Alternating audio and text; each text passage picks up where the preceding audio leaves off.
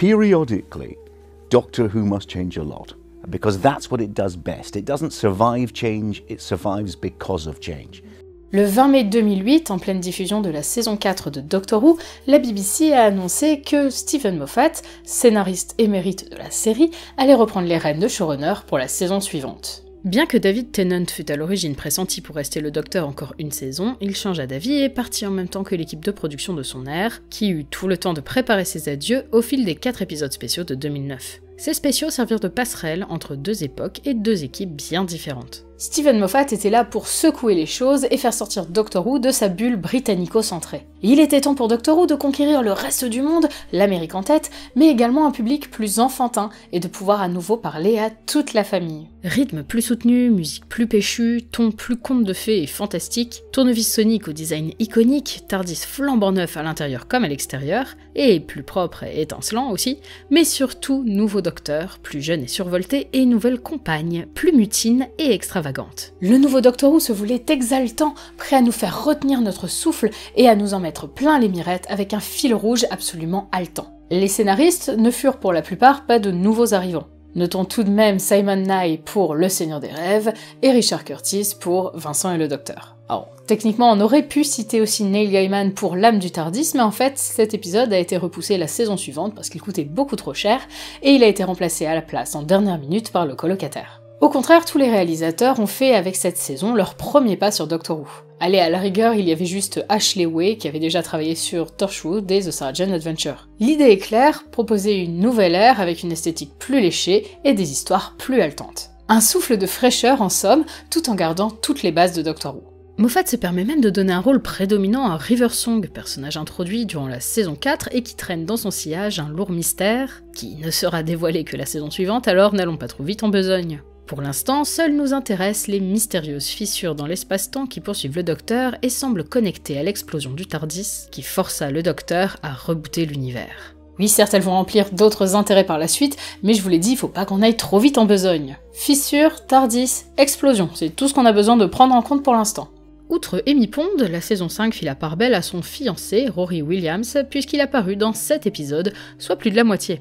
Rory bénéficia en outre du développement de personnage le plus conséquent de la saison, ce qui en fit un compagnon à part entière, complètement indissociable d'Amy, mais pour autant passionnant en lui-même. Mais donc que vaut 15 ans après, cette saison si radicalement différente des précédentes? A-t-elle gardé son punch et sa fraîcheur? Eh bien on va voir ça, un épisode à la fois, en commençant par Le Prisonnier Zéro. Un épisode longtemps vendu comme le meilleur point d'entrée de la New Who pour démarrer Doctor Who, un titre compliqué à garder.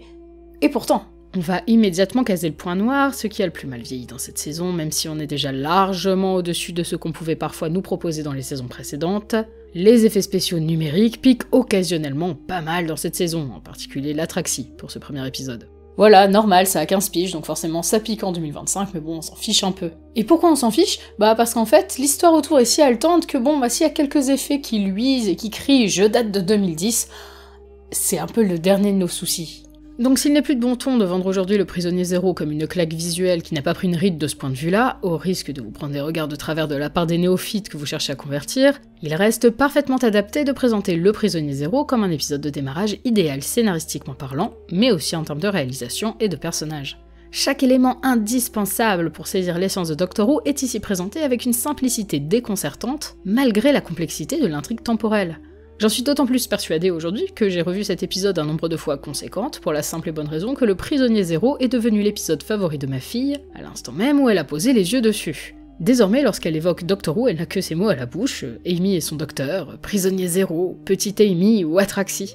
Ce scénario, pourtant alambiqué, voyageant à travers les époques et présentant un métamorphe, reste donc compréhensible et coulant de source, même aux yeux d'une enfant de 4 ans. C'est probablement ce qui le rend d'ailleurs si intemporel et aussi efficace pour découvrir la série. Il a beau être complexe, il reste limpide. Le spectateur se laisse guider sans peine en découvrant la richesse de cette série plus grande à l'intérieur. Esthétiquement, l'épisode offre quelques scènes superbes, toute la partie lors de l'enfance d'Amy en tête. En termes de personnages, c'est du tout bon également. Amy perdue, forte mais solitaire, rebelle et fougueuse. Rory plus réservée mais curieuse sans être téméraire. Et le docteur, mais quel docteur! docteur, une pile électrique, drôle mais terriblement sérieux quand il faut l'être. Matt Smith se glisse dans la peau du docteur avec une facilité déconcertante. Il est le docteur, ni plus ni moins, et si nous en éprouvions le moindre doute, la scène sur le toit ne peut que convaincre les plus réfractaires, tout en terminant de faire adhérer les néophytes au concept de la série. Je pourrais continuer une vidéo entière à louer la perfection du meilleur épisode pour démarrer Doctor Who. Sa musique, son rythme parfaitement dosé, son humour décapant, son côté conte de fées. Pourtant, il nous faut bien continuer, mais Le Prisonnier 0 reste et restera un des épisodes que j'ai le plus de plaisir à revoir. Enchaînons donc avec La Bête des Bas-fonds, qui, comme tout début de saison destiné à attirer une nouvelle audience et qui compte lui présenter les axes présents, futurs et passés de la série, se passe donc dans le futur, à bord du Starship UK, et nous le découvrons au fil de l'épisode, sur le dos d'une baleine stellaire. Que je trouve aussi super moche, mais promis, après, j'arrête de vous parler des effets spéciaux que je trouve laids, parce que, de manière générale, ils sont plutôt réussis sur cette saison, c'est juste quelques effets occasionnels. Mais la baleine, elle est moche quand même. La Bête des Bas-fonds démarre par une scène absolument traumatisante, l'occasion de vous rappeler qu'un début de Steven Moffat cette saison est de ramener une audience enfantine vers Doctor Who. Ce qui en réalité marche du feu de Dieu. Les enfants aiment se faire peur, d'autant plus que cette peur est désamorcée un peu plus loin. Mais Moffat prouve encore une fois avec cet épisode à quel point on peut aller parler dans une série familiale à une jeune audience tout en jouant avec ses nerfs. Quand on est enfant, on adore jouer à se faire peur, et puis ce petit shot d'adrénaline quand on vient d'avoir peur et qu'on s'est caché derrière ses parents, et que soudain on se remet devant notre écran pour apprécier encore plus ce qui se passe. C'est vraiment ce qui plaît aux enfants avec Doctor Who, et Russell T Davies l'avait déjà bien compris, mais Steven Moffat a décidé de pousser ça encore plus loin. Si La Bête des Bas-fonds n'est pas mon épisode préféré de cette saison, essentiellement car je lui trouve quelques longueurs sans gravité, il reste un excellent divertissement assez angoissant et foncièrement politique, nous forçant à nous questionner. Qu'aurions-nous choisi ? D'oublier ou de nous rebeller contre un système injuste qui agit avec violence, de crainte de bousculer le statu quo, tout en exploitant sans vergogne une créature prisonnière ? Notons également que l'épisode permet de creuser un peu plus le tempérament d'Amy, qui, plus qu'une tête brûlée qui rêve de voir les étoiles, s'avère également dotée d'une excellente capacité de déduction et d'une profonde humanité. Pour l'instant, c'est un sans faute pour cette saison 5, en même temps c'est pas super compliqué parce qu'on a juste vu 2 épisodes, et bien maintenant, c'est justement le moment de faire la sieste. Nous voici à la victoire des Daleks, qui nous permet de faire la rencontre d'un ami du docteur, le charmant et drôle Winston Churchill, qui depuis quelques années bénéficie bien moins de cette aura sympathique, parce que c'était quand même pas un mec super cool avec qui le docteur serait pote, ce qui rend donc en 2025 l'épisode un peu gênant, mais bref. Cet adorable et taquin Winston se targue de posséder une arme dévastatrice, à savoir un Dalek. C'est là que le bas blesse. L'introduction des Daleks dans une saison destinée à une nouvelle audience est primordiale. Ce sont les méchants iconiques de Doctor Who, et à mon sens la saison 5 rate totalement cette introduction, à la fois parce qu'on ne sent pas réellement la puissance de la menace qu'ils sont censés représenter, parce qu'ils font vraiment rien, ils font que dalle, mais aussi parce que leur grand retour se fait dans un contexte trop lié à certains événements des saisons précédentes, et pour une introduction, tout est trop décousu et bancal pour être totalement convaincant. Certes, le docteur tente de mettre en garde Churchill du danger représenté par ces créatures, mais en fait, c'en est presque contre-productif. Il y a le docteur qui s'égosille, le Dalek qui ne fait rien, le docteur qui s'égosille encore, les Daleks qui reviennent grâce à lui, mais ne font rien, bref, on s'ennuie ferme. Et c'est probablement l'introduction des Daleks dans une nouvelle ère de la New Who que j'aime le moins. Et encore, tout ça sans évoquer les Dalek Power Rangers, qui auraient pu apporter une touche de fraîcheur sur la durée s'ils n'étaient pas passés sous le tapis après la saison. Leur seul intérêt réside dans les goodies aux couleurs plus vives qu'on a pu avoir à leur effigie. Laissons donc les Daleks vaquer à leurs occupations, parce qu'en plus, ils sont juste là à se barrer dans un très évident à suivre qui n'aura jamais lieu. On va plutôt aller retrouver d'autres vieilles connaissances dans un double épisode qui fut mon premier, il y a 14 ans, le Labyrinthe des Anges. J'ai des réserves sur certains points de ce double épisode, à commencer par le traitement des anges, qui perdent de leur superbe en étant trop nombreux et en accumulant les nouvelles règles, quitte à briser les anciennes, en particulier le fait de les voir bouger à l'écran. Et oui, je sais qu'on peut imaginer que comme on regarde un écran, en fait il bouge grâce au défilement de 25 images par seconde qui permet de créer l'illusion du mouvement, mais honnêtement, c'est un peu pété comme justification. Bref, si vous voulez m'entendre me plaindre du développement des anges pleureurs au fil de leurs diverses apparitions, je vous renvoie vers notre vidéo « Le problème avec les anges pleureurs ». En réalité, à part certains soucis avec les anges, j'ai pas grand chose à reprocher à ce double épisode. Ah mais si, il y a la toute fin de la deuxième partie, et la scène d'agression sexuelle du docteur par Amy est absolument détestable. Et celle-ci, j'en ai parlé plus longuement dans notre vidéo « Le docteur doit-il embrasser ses compagnes ?» J'ai une préférence pour la première partie, que je trouve bien plus angoissante, toujours pour cette histoire d'anges rares et dissimulés, donc plus effrayants qu'en les voyant partout. Je me rappelle de la terreur que j'ai éprouvée la première fois que j'ai vu l'ange quitter son écran, après qu'on nous ait expliqué l'horreur du sort qu'il réserve à leurs victimes, et je suis bien forcée d'admettre que cette scène ne me laisse toujours pas indifférente. Ce double épisode est également l'occasion de retrouver River, qui semble une fois de plus en savoir plus que le Docteur sur leur lien. Même sans avoir vu la Bibliothèque des Ombres, le mystère qui entoure River et le Docteur a tout pour fasciner un spectateur se trouvant dans la même position qu'Amy, presque persuadé d'être face à un couple, mais sans pouvoir s'empêcher de douter face aux énigmes qui suivent le sillage de River. Le labyrinthe des anges n'a rien perdu de sa superbe. À vrai dire, moi qui le trouvais moins convaincant il y a quelques années, en fait je l'apprécie d'autant plus maintenant que le village des anges en saison 13 a comblé certaines de ses failles. Enfin, pas celle-là. C'est un épisode sombre, cruel, haletant et visuellement bluffant. Tout est grandiloquent dans cet épisode, que ce soit la plage ou alors la grotte, ou même le Byzantium avec la forêt à l'intérieur. Le labyrinthe des anges a donc toujours grâce à mes yeux, ce qui n'est pas vraiment le cas de l'épisode suivant, les vampires de Venise. C'est ça, vampires de Venise. De divertissement plutôt honnête lors de mes premiers visionnages, il me semble à chaque fois un peu plus insipide. Véritable occasion manquée, avec une thématique passionnante et des décors sublimes, partiellement tournés en Croatie. Dommage que ce soit au service d'une réalisation plutôt plate et d'un scénario qui aurait mérité d'accentuer son aspect enquête au cœur des ténèbres. Les règles qui régissent l'existence des Saturniens changent à chaque fois qu'elles le doivent pour permettre au scénario d'avancer sans obstacle. Un épisode qui a du potentiel, mais qui loupe le coche. Il a au moins pour lui de nous permettre de retrouver Rory, mais que je trouve infect dans cet épisode, au point qu'on se demande nous aussi ce qu'Amy lui trouve. Alors qu'Amy a des torts, qu'on finit par presque lui oublier, tellement l'attitude de Rory est insupportable. L'arrivée de Rory au milieu de ce duo permet donc d'installer une nouvelle dynamique qui n'est pas très plaisante pour l'instant, mais qui gagne en saveur au fil de la saison, et qui permet d'avancer ainsi dans le fil rouge qui trouve sa résolution lors du grand final. Nous voici à la moitié de la saison avec le Seigneur des Rêves, malin épisode d'énigmes qui nous bouscule et nous transporte au même rythme que les protagonistes dans ce jeu macabre qui semble condamner nos héros à une mort quasi certaine, soit dans le rêve, soit dans la réalité, pour n'apprendre finalement qu'il n'en est rien et que le fameux Seigneur des Rêves ne s'avérait être que l'incarnation onirique de la part la plus sombre du Docteur. L'épisode est l'occasion de creuser les différences qui séparent l'intrépide Amy, désireuse d'explorer de lointaines contrées et l'univers tout entier, et le casanier Rory, qui ne rêve que d'une vie tranquille dans un village paisible et raffiné où élever leurs enfants. Le Seigneur des Rêves se révèle ainsi être la meilleure introduction du couple Amy et Rory, parce que jusqu'à présent c'était quand même pas glorieux, et que là on a enfin un peu de complexité dans leur rapport. Par sa gestion d'une histoire double et son développement bienvenu des compagnons, tout en révélant une nouvelle part sombre du Docteur, le Seigneur des Rêves s'inscrit à la perfection dans cette saison de redécouverte de la série et représente à mon sens l'épisode idéal pour marquer la moitié de la saison, avant le coup de tonnerre qui va marquer la fin du double épisode suivant, la révolte des intraterrestres. Encore un grand retour de monstres cette saison, après les Daleks et les Anges Pleureurs. À la différence près que les Siluriens, avant la révolte des intraterrestres, ils n'étaient jamais revenus dans la New. Après 26 ans d'absence, les voici de retour dans un épisode aux personnages très humains, ou siluriens, c'est selon, dotés de faiblesses, apeurés, parfois stupides, mais qu'on ne peut blâmer réellement tant leur détresse ne pouvait que les pousser aux erreurs les plus grossières. Un fait établi par la silurienne Alaya elle-même, persuadée qu'un des humains fera l'erreur de la tuer, ce qui ne manque invariablement pas de se produire. Cet épisode est écrit par Chris Chibnall, showrunner de l'ère du 13e Docteur, et ça se sent. On retrouve ici tout ce qui fait sa patte. Pour le meilleur et pour le pire. Car si ces personnages sont remarquablement bien écrits, on perd parfois trop en grandiloquence. En réalité, je pense que le véritable défaut de la révolte des intraterrestres réside dans le fait qu'ils soient découpés en deux parties. Certes, une seule n'aurait pas permis une telle amplitude de négociation et d'approfondissement des psychés humaines et siluriennes, qui font le sel de cet épisode, mais deux parties, c'est trop.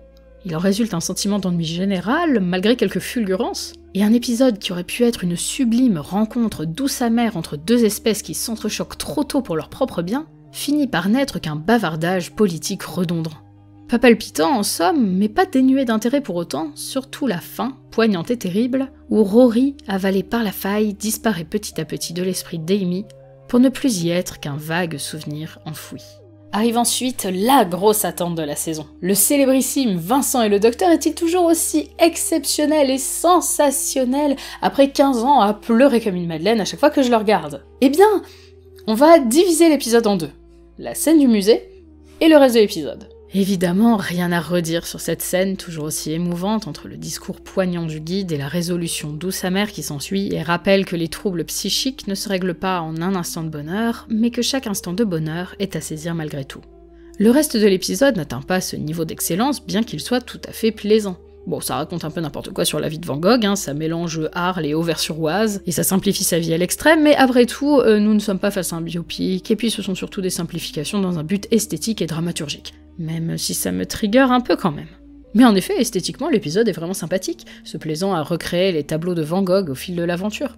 L'épisode a également l'excellente idée de rendre le Krafaïs invisible, ce qui donne des scènes très Doctor Who-esque de bagarre contre un poulet invisible. Néanmoins, cette partie de l'intrigue manque un peu de panache à côté du reste. Il y a bien une raison pour que l'histoire du Krafaïs soit presque systématiquement omise lorsqu'on loue les charmes de Vincent et le Docteur. Pourtant, cette partie n'est pas dénuée d'intérêt, puisqu'elle permet à Van Gogh, par exemple, de s'identifier dans certains aspects de cette créature perdue et incomprise.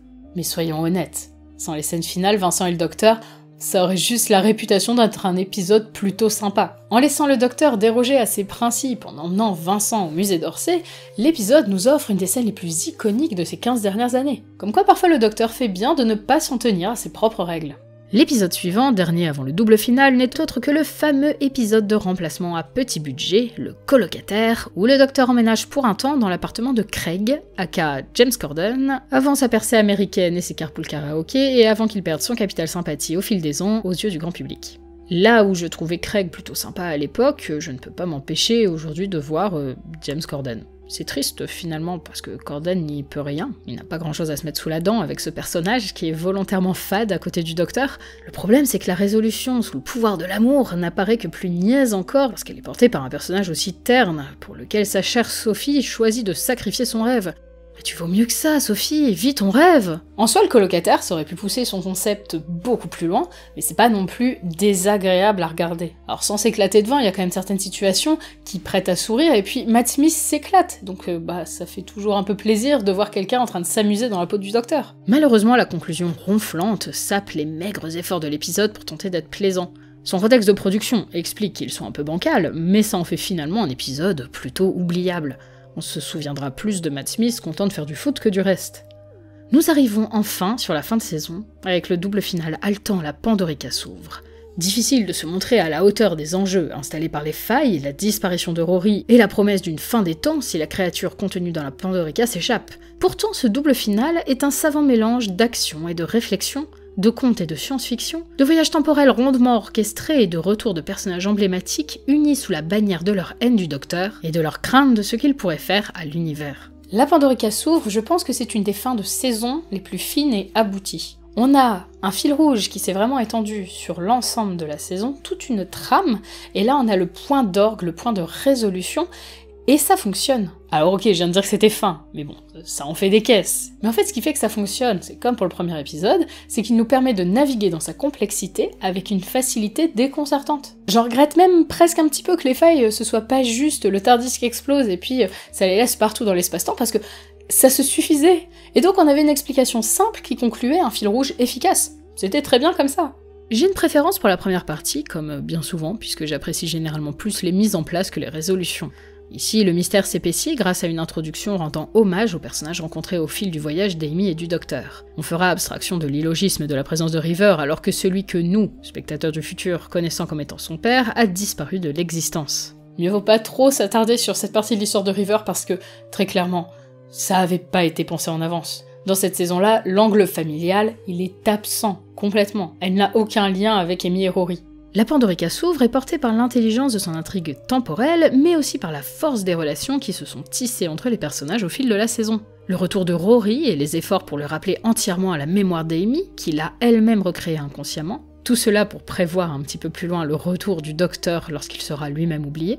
River entièrement dévouée à un Docteur qui n'a toujours aucune idée de qui elle est à ses yeux. Le Docteur lui-même dévoué à Amy et confiant en sa capacité à croire suffisamment en ses rêves d'enfant pour le sauver, et qui va jusqu'à aller la retrouver dans un épisode précédent alors que sa ligne temporelle se rembobine. Et Amy, enfin, qui comprend qu'elle n'a pas à choisir entre le Docteur et Rory, chacun apportant dans sa vie une dimension essentielle et les deux pouvant coexister dans son cœur à leur façon.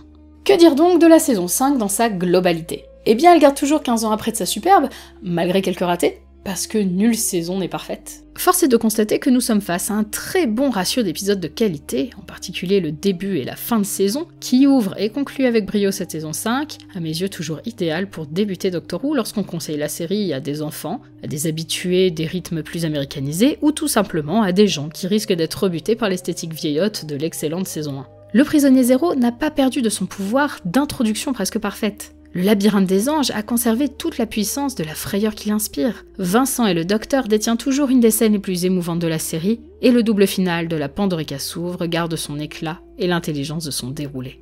Il n'y a que 3 épisodes sur 13 qui m'ont laissé de marbre. Il y a eu les vampires de Venise, le colocataire, la victoire des Daleks. C'est-à-dire plus que quand j'ai regardé pour la première fois la saison, mais ça reste honorable. C'est pas ces 3 épisodes un peu random qui vont aller ternir mon appréciation de cette saison. Le pari du renouvellement et de la nouveauté tout en conservant l'âme de Doctor Who est donc réussi pour cette saison 5, à la fois nouvelle et ancienne, bleue et empruntée. C'est nul, hein. C'est tellement nul. Et vous, quel est votre avis sur cette saison 5 ? Je vous invite à en discuter dans les commentaires. Rendez-vous en avril prochain pour les 15 ans de la saison 6, et on pourra bien discuter de tous les mystères, genre c'est qui River, c'est quoi ses failles. Attendez, les failles, on a déjà répondu cette saison. Des oublis.